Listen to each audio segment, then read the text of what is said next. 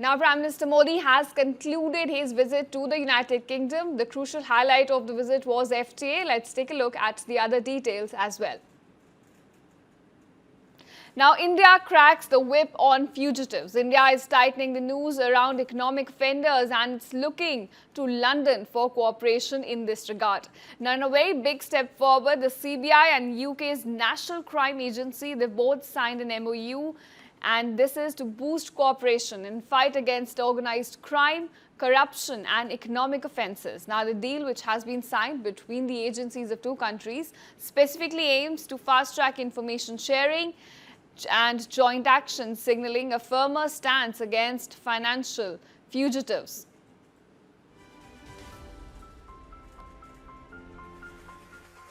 This last point, the MOU that's been signed between the CBI and the National Crime Agency of the UK, it is intended to combat instances of corruption, of serious fraud and organised crime.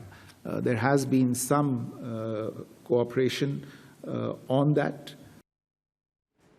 Now, the crucial question to ask here is, why is the UK seen as a safe haven for India's most wanted? Well, here's why fugitives love the United Kingdom. First up, the UK's legal system is strong but extremely slow. Multiple appeals drag extradition cases for years, and under the UK Extradition Act 2003, fugitives can stall removal citing human rights, prison conditions and other reasons as well. Further, there's no automatic approval here. Despite a 1992 treaty, very few have actually been sent back. Further, big names like Lalit Modi, Nirav Modi and Vijay Mallya, they've all used these legal loopholes to dodge extradition. Now, the big question here is, will this joint crackdown finally bring back India's fugitives home? Well, that remains to be seen.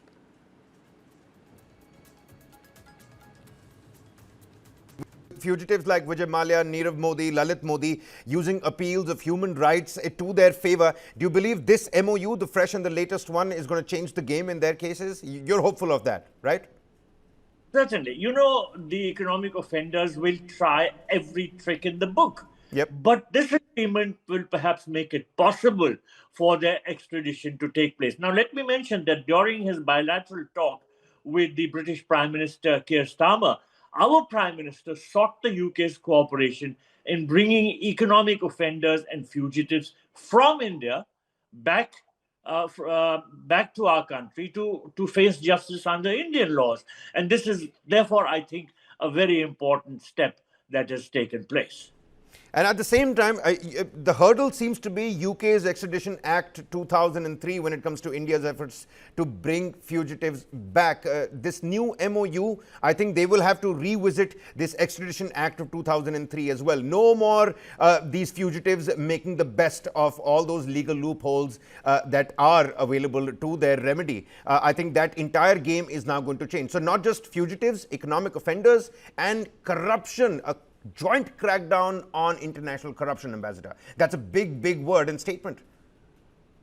Yes, certainly. So let me put it this way. In essence, the agreement between the CBI and the NCA signifies a commitment to working together to address complex and borderless crimes and to promote a more coordinated and impactful approach for upholding the rule of law and safeguarding citizens in both countries. So this commitment itself is significant, because till now, the manner in which these economic offenders and other offenders have perhaps taken advantage of the UK legal system will not be taking place with such ease, and we may find it easier to bring back these offenders and to put them to trial here. Now, continuing with the UK visit, India and the United Kingdom on July 24th signed a comprehensive economic trade partnership, paving the way for zero duty access to a wide range of Indian exports.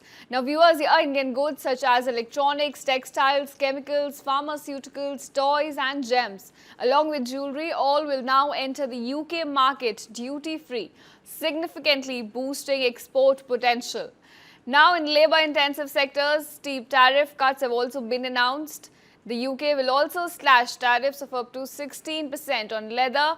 This will enable India to capture about 5% market share in the sector within just about 1 to 2 years.